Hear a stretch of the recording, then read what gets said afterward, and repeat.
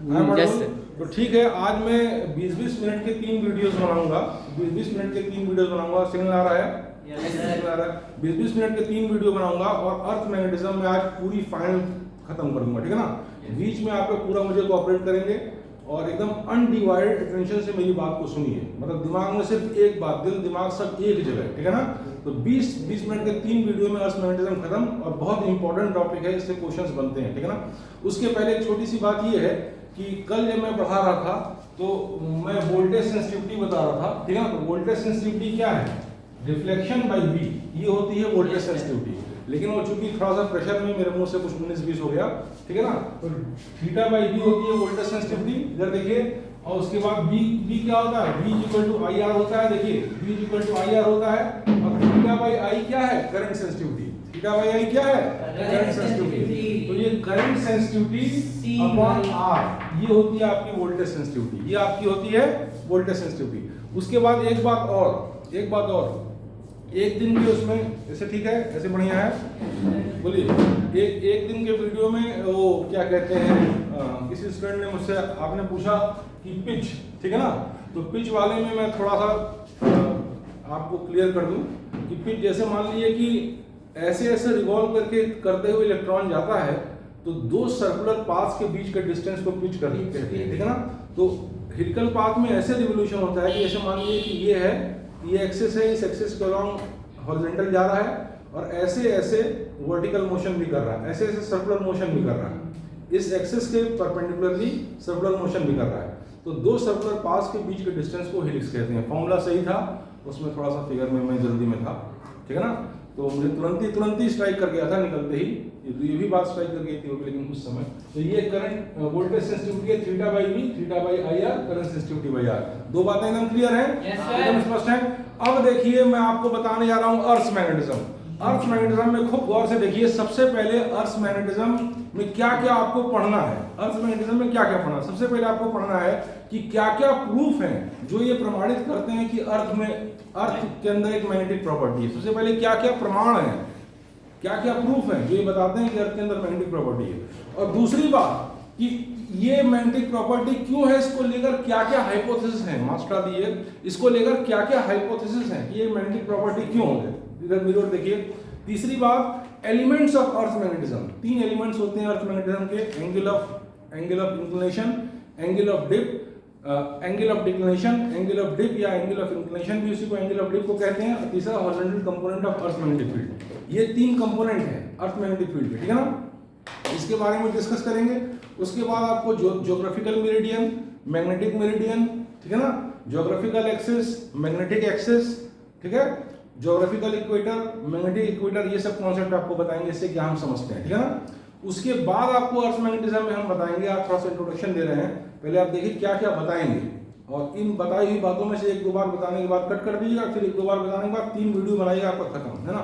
और एकदम अनडिवाइडेड मेरी बात को सुनिए, सारी बात मैं कहूँगा, ऐसा नहीं है कि टाइम कम है तो मैं कुछ बात स्किप कर जाऊँगा, 100% बातें कहूँगा, ठीक है ना। और उसमें से अगर 60, 70, 80% वन गो में आप सुन लेते हैं तो सेकंड गो में इससे सुनेंगे तो पूरा क्लियर हो जाएगा, ठीक है ना। अब देखिए मेरी ओर देखिए। उसके बाद हम लोग पढ़ेंगे वाइब्रेशन मैग्नेटोमीटर और टेंजेंट गैल्वेनोमीटर और टेंजेंट लॉ इन मैग्नेटिज्म और न्यूट्रल पॉइंट्स को कैसे निकालें।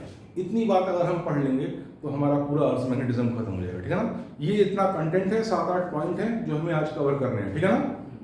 तो सबसे पहले आप ये देखिए, मैं इस वीडियो में केवल आपको 2 बातें बता दूं, उसके बाद आप इसको कट कर दीजिए। सबसे पहली बात यह है कि अर्थ के अंदर एक मैग्नेटिक प्रॉपर्टी होती है, ये कैसे प्रमाणित होता है। अर्थ के अंदर एक मैग्नेटिक प्रॉपर्टी होती है, ये कैसे प्रमाणित होता है। कट कर लीजिए मोबाइल फट से। कैसे प्रमाणित होता है, इसके 3 मेजर प्रमाण है, 3 मेजर प्रमाण है। पहला क्या है, इधर देखिए, ध्यान से इधर देखिए, साइलेंट लगा दिए सारा का सारा। देखिए पहला प्रमाण क्या है कि जब भी एक फ्रीली सस्पेंडेड मैग्नेटिक नीडल को हम छोड़ते हैं, ये क्लास 9-10 से हम लोग पढ़ रहे हैं, तो नॉर्थ साउथ डायरेक्शन की ओर स्टे करती है। तो नॉर्थ साउथ डायरेक्शन की ओर क्यों स्टे करती है, क्योंकि उस डायरेक्शन में उसके ऊपर नेट टॉर्क 0 हो जाता है, यानी वो डायरेक्शन ऑफ मैग्नेटिक फील्ड होता है।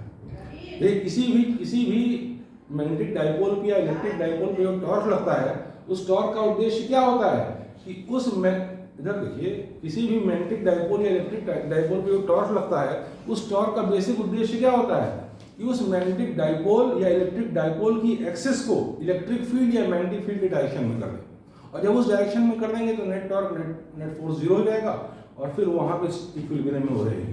तो टॉर्क लगने का यही उद्देश्य होता है, बेसिक उद्देश्य, ठीक है ना। तो किसी भी मैग्नेटिक नीडल को अगर हम फ्रीली सस्पेंड करते हैं, नॉर्थ साउथ में स्टे करती है, यानी कि इसके ऊपर कोई ना कोई टॉर्क लग रहा है। टॉर्क क्यों लग रहा है? क्योंकि कोई ना कोई मैग्नेटिक फील्ड है। मैग्नेटिक फील्ड किसकी है भाई? अर्थ ही है, अर्थ की मैग्नेटिक फील्ड होगी। समझ आया बेटा? क्लियर है, एकदम साफ है। पहला प्रमाण जो आपको ये बताता है कि अर्थ के अंदर मैग्नेटिक फील्ड है, बात समझ में आई? दूसरा प्रमाण, एक किसी आयरन फिलिंग को हम लोग अपने बचपन में इस तरह की बातें बहुत सुनते थे, पता नहीं आज के जमाने में आपको सुनते हैं कि नहीं सुनते हैं, कि एक लोहे के टुकड़े को अर्थ में गाड़ दीजिए और कुछ साल बाद वो मैग्नेट हो जाएगा। इसको कहते हैं मैग्नेटाइजेशन बाय इंडक्शन। इसका मतलब क्या ये है कि स्ट्रॉन्ग मैग्नेटिक फील्ड में अगर किसी ऐसे सब्सटेंस को रख लें जो थोड़ा सा मैं तेज बोलूंगा, आज खत्म करना ही करना है मुझे, ठीक है ना, और कम से कम 5 रिवीजन्स मारना है आपको, ये मान के चलिए आज ये खत्म हो जाता है। इधर देखिए, आज ये खत्म हो जाता है तो मान के चलिए 10 घंटे में और पढ़ाऊंगा तो इलेक्ट्रोमैग्नेटिक इंडक्शन और अल्टरनेटिंग करंट आपका खत्म हो जाएगा, इलेक्ट्रोमैग्नेटिक वेव्स भी, ठीक है ना। और उसके बाद आप इस बार का प्री बोर्ड आप लोग का जब भी है पूरी तैयारी से दे दीजिए, और फिर उसके बाद 15 नवंबर के पहले 15 दिन में आप एक चैप्टर रिवाइज करिए, उसका क्वेश्चन लगाइए, तब 100 में 100 आएगा, कोई भी बट नहीं है कि 100 में 100 ना आए, ठीक है ना। बात समझ में आई? इसके अलावा जितनी बातें हैं, इसके अलावा कोई बात ही नहीं तो पूछे कहाँ से, ठीक है ना। तो अब आप देखिए दूसरा प्रमाण क्या है कि एक लोहे के टुकड़े को अगर अर्थ के अंदर आपने गाड़ दिया तो कुछ दिन बाद क्या होता है, उसके अंदर मैग्नेटिक प्रॉपर्टी आती है। इसको कहते हैं मैग्नेटाइजेशन बाय इंडक्शन। इसका मतलब ये है कि स्ट्रॉन्ग मैग्नेटिक फील्ड में अगर कोई सब्सटेंस आपने रख लिया तो वो मैग्नेटाइज हो जाएगा। हर सब्सटेंस नहीं मैग्नेटाइज होगा, वही मैग्नेटाइज होगा जिसमें मैग्नेटाइज होने की, जिसमें मैग्नेटिक प्रॉपर्टी होल्ड करने की एबिलिटी हो। जैसे मान लिया कागज रख दिया, कोई वो रख दिया, प्लास्टिक की चीज रख दिया, तो उसमें थोड़ा मैग्नेटाइजेशन होगा। लेकिन कोई ऐसी चीज जिसमें मैग्नेटाइज होने की संभावना हो, मैग्नेटिक सब्सटेंस हो, वो मैग्नेटाइज हो जाएगा। बात समझ में आई? सर अगर हम लोग एक मैग्नेट ही रखते तो हम लोग उसका स्ट्रेंथ बढ़ जाएगा, तो इसमें कोई चीज नहीं। एक्चुअल मैग्नेट जो भी रखेंगे उसकी अर्थ मैग्नेटिक फील्ड से, एक मिनट, अर्थ की मैग्नेटिक फील्ड होती तो है लेकिन बहुत कमजोर होती है, ठीक है ना। कोई मैग्नेट रखेंगे तो कितना भी हल्का फुल्का मैग्नेट रखेंगे अर्थ से ज्यादा ही होगा, तो उसमें कोई मतलब उसका बढ़ेगा तो नहीं, ठीक है ना। तो अब देखिए नेक्स्ट चीज देख लिए, एक मिनट ध्यान से देखिए, 2 प्रमाण हो गए। एक तो ये हो गया कि freely suspended magnetic needle stays in north south direction. तो नॉर्थ साउथ डायरेक्शन में स्टे कब करेगी?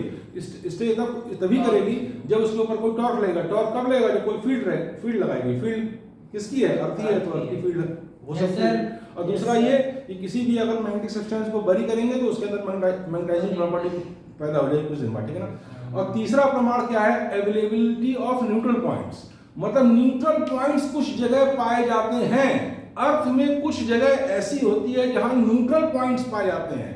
तो न्यूट्रल पॉइंट्स क्या है? ऐसे पॉइंट्स जहां पे मैग्नेटिक नीडल को रख दें तो किसी भी डायरेक्शन में स्टे कर जाती है, मतलब उसके ऊपर कोई मैग्नेटिक टॉर्क नहीं लगता है, कोई मैग्नेटिक फोर्स नहीं लगता है। तो न्यूट्रल पॉइंट्स कैसे, जैसे मान लीजिए कोई बार मैग्नेट है, उसके आसपास कहीं ना कहीं न्यूट्रल पॉइंट पाया जाता है, ठीक है ना। तो अब पता लगा कि इस बार मैग्नेट की वजह से मैग्नेटिक फील्ड होगी, इस बार मैग्नेट की वजह से मैग्नेटिक फील्ड होगी, इसकी एक्सिस पे किसी पॉइंट पे मैग्नेटिक फील्ड होगी, और इसके परपेंडिकुलर बाइसेक्टर पे किसी पॉइंट पे मैग्नेटिक फील्ड होगी। ये सब बात मैं पहले आपको बता चुका हूं, ठीक है ना। तो जिस किसी बार मैग्नेट के आसपास या किसी मैग्नेटिक सब्सटेंस के आसपास किसी पॉइंट पे न्यूट्रल पॉइंट पाया जाता है, मतलब वहां पे कोई मैग्नेटिक फील्ड नहीं होती है, वहां पे मैग्नेटिक नीडल को रखेंगे तो किसी भी डायरेक्शन में स्टे कर जाएगी। तो न्यूट्रल पॉइंट कैसे पाया गया? इसकी वजह से तो मैग्नेटिक फील्ड है। इसका मतलब है कि उस पॉइंट पे न्यूट्रल पॉइंट है जिस पॉइंट पे इसकी वजह से मैग्नेटिक फील्ड और अर्थ की वजह से magnetic field equal and opposite है, तभी न्यूट्रल पॉइंट है, ठीक है ना। तो ये 3 एविडेंसेस ये बताते हैं कि अर्थ के अंदर मैग्नेटिक प्रॉपर्टी है। अभी मेरी बात समझ गए बेटा? ये क्लियर है? अब ये है, इसको समझाने के लिए सबने अपनी अपनी कहानियां बना दी। किसी ने देखा तो है नहीं, किस तरह का मैग्नेट है, क्या है मैग्नेट, किस तरह का है, किस तरह से रखा हुआ है, और किस तरह से उसको डिस्क्राइब करेंगे और क्यों है। इन सब बातों को किसी ने देखा तो है नहीं, कोई एक्सपेरिमेंटल ऑब्जर्वेशंस तो है नहीं, तो लेकिन ज्ञात जानकारी के आधार पर कुछ लोगों ने हाइपोथेसिस दे दी।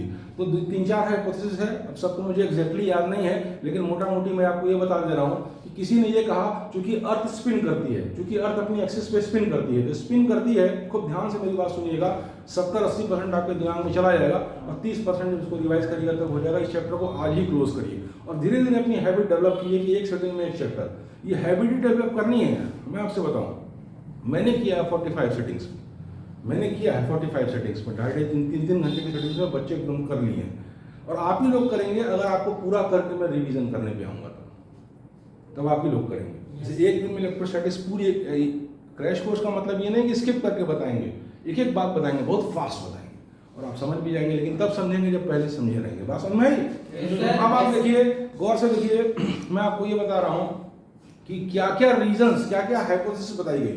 पहली बात ये बताई गई कि चूंकि अर्थ अपनी एक्सिस के अलॉन्ग स्पिन करती है तो नियर बाई एयर भी उसके साथ मूव करती है। जब नियर बाई एयर भी मूव करती है, एक हाइपोथेसिस है, तो उसमें से क्या होता है, फ्रिक्शन से वो एयर आयनाइज हो जाती है। जब एयर आयनाइज हो जाती है तो आयंस मूव करते हैं अर्थ के साथ साथ अगल बगल, और आयंस क्या है, मूवमेंट ऑफ करंट है, और यही वो करंट है जिसकी वजह से अर्थ के अंदर मैग्नेटिक प्रॉपर्टी है। इस तरह से कुछ लोगों ने कहानियां बना दी, कहानियां मतलब हाइपोथेसिस, एक परिकल्पना दे दी।